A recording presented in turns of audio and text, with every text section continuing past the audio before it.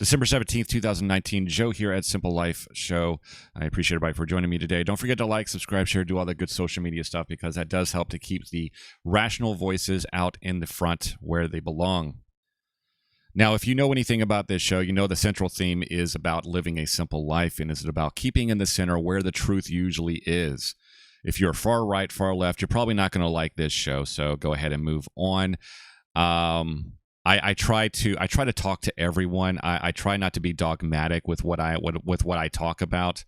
Do I have certain points of view that I believe that's central to what I personally believe? Absolutely, and I do delve into that.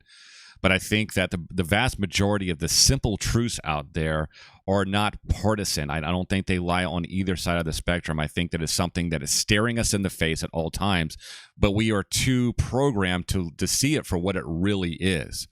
Now, when I first saw this "It's okay to be white" slogan or the sign that actually originated on 4chan a couple of years ago, and it was just really, I guess, a part of a bet or a social experiment to see how far it would go, to see how the vitriol reaction that would happen to such a simple sign in black and white, 5 letters, mission accomplished, because this sign, "It's okay to be white" has created a lot of controversy, and it's continuing on here in Scotland. Even in Scotland, Perth City Centre said it's okay to be white. Stickers condemned. So we saw they've actually seen a lot of these stickers all over the place.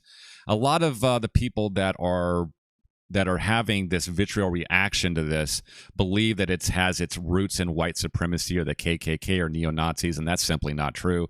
It actually originated on 4chan. It was part of a social experiment, just like the OK sign is not a white supremacist symbol. Now, some can argue that this symbol was adopted by white supremacist groups, but you can't really control that.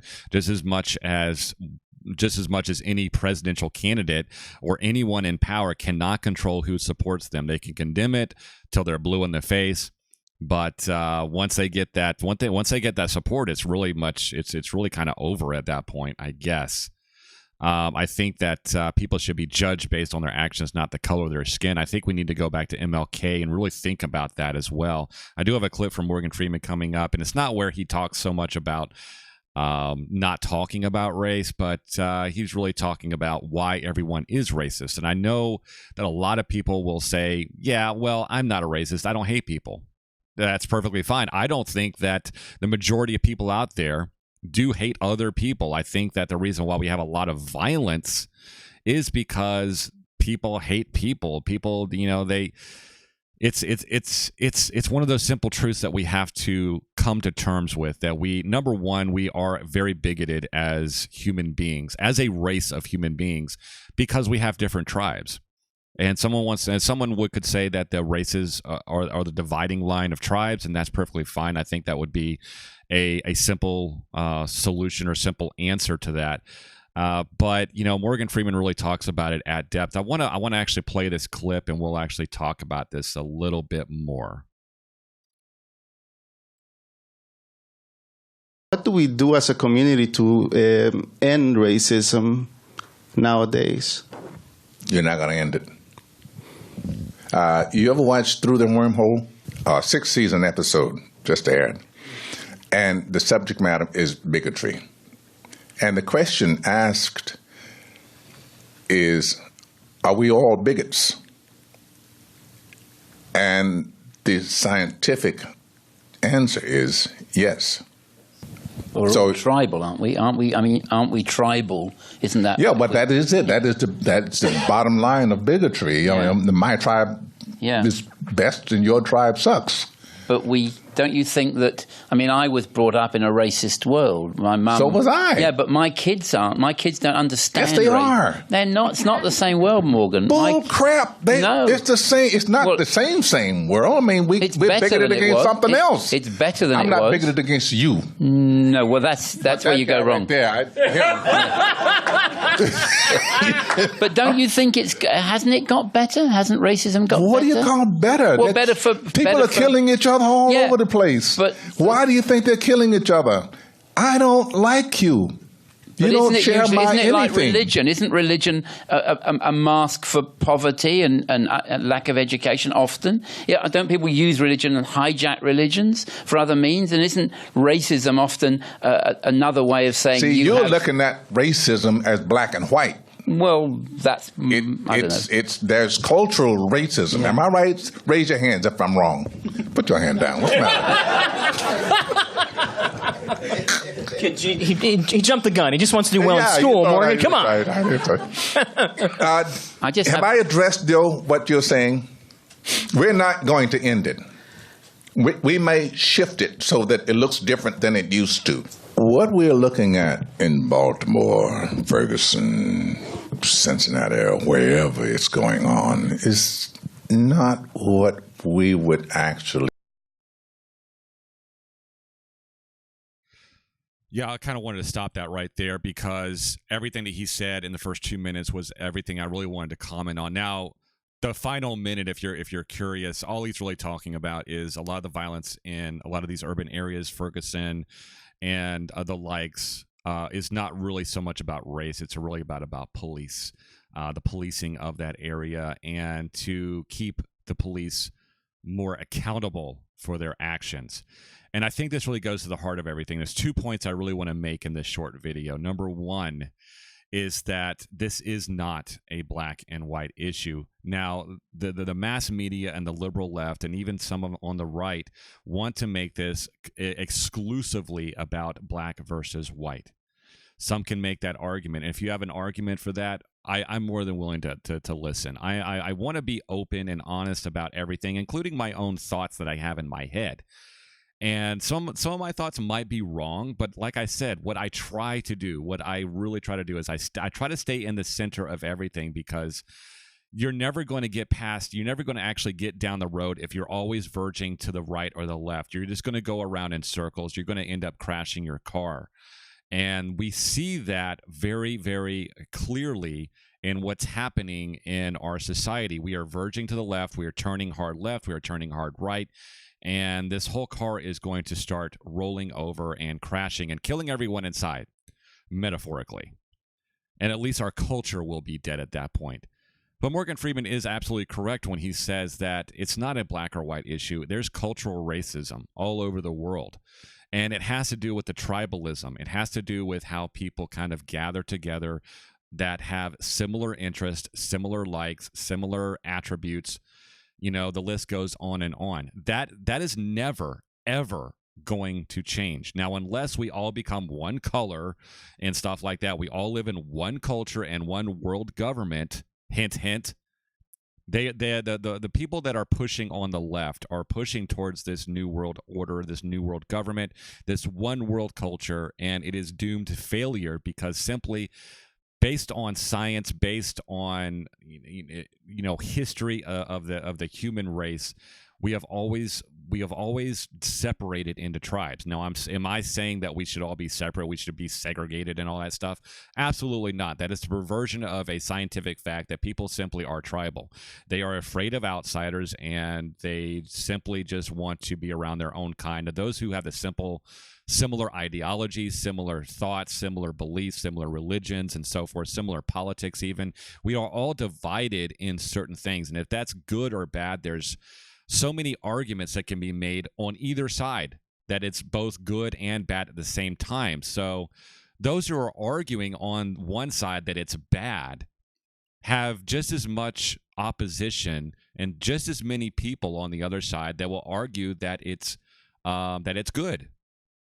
So what is the real truth of the matter? The real truth of the matter is that we will never be able to get away from this quote unquote racism. Now, when I use the word racism, I'm not referring to believing that your race specifically is superior to the other. Now, I know that's the textbook definition of racism. Now, there are true racist groups out there that believe that they are God's chosen people, no matter who they are, whether they're skinheads or whatever, or even the the Hebrew Israelites who were behind that recent shooting, which was tragic. It was horrible. But we see this happen all the time from all different types of groups. It's not just from blacks and whites and all that stuff. It's from all types of different cultures too, where they are committing heinous, violent acts against other groups based on the color of their skin, their cultural identity. This is something that we have seen throughout history, and it's not really going to change as much. Just like Morgan Freeman said, it's going to have a different connotation. It's going to reveal itself in different ways. But the underlying, I guess if you want to call it a problem, but then that goes back to the original argument, is it a problem that we are tribal in nature? Is that a real problem? I don't know. I mean, is it a product of evolution and stuff like that? Some would make that argument as well. So if it is a product of evolution, science, which I believe in evolution, but I don't believe that, we're not going to talk about evolution, but let's just say that it's a product of evolution, right? One way, either macro or micro, I would consider it more of a product of microevolution. But if that is a product of science, which really a lot of things kind of tend towards that way, and that mode of thinking, that tribalism is just, kind of set in our own human DNA, that we are tribal. And that is part of our psychology. So that's something that we can't get away from. We cannot get away from our psychology. And the people that want to say, "Oh, I feel so guilty for being white." Now, when I first started to think about doing a video like this and talking about this, I really had to start thinking, do I really want to bring up all kinds of articles of people saying they have white guilt? And I actually started looking at a lot of articles, and it was a tsunami of different media and social media type of accounts where people were upset on the simple fact that they were white. I think that you remember I did a video on Chelsea Handler where she did an entire Netflix special, which bombed, by the way, because she simply doesn't get it. And where she feels guilty about being white. She just doesn't understand the black or any other colors type of culture. And as well, she shouldn't understand that because she's not black. And I think that a lot of the black people that are in that film gave her a lot of flack over, as well as they should, because it's really disingenuous to go into an environment like that and pretend like you really are trying to understand, because you simply won't. You'll never understand what it's like to be black, just as much as a black person will probably never understand what it's like to be white. I will never understand what it's like to be Chinese or a Jew or anything like that. I'm part Native American, but I don't even really identify as much with that because I haven't surrounded myself with Native Americans my entire life, even though I am part of the, I'm not part of the rolls, but I am a first generation descent, and I'm actually part of the Porch Creek Indian Nation. So that's part of another topic of discussion, which I'll probably never get into, but it's something I simply don't talk about, but it has nothing to do with this. But I believe Morgan Freeman is absolutely correct. I mean, as well as, he's usually correct on a lot of stuff when it comes to race. When he was talking to Mike Wallace about race, he said, we really need to stop talking about it because it's something that will never go away anyway. The more food that we give to this make-believe beast that we are calling racism right now. And like I said, I divide it into two different types of things.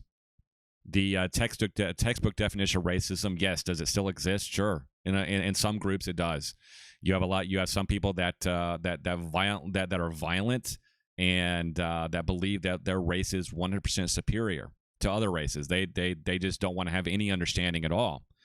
But I believe we are all bigoted in a way. We all have our own preferences on who we like to be around, and there's nothing wrong with that.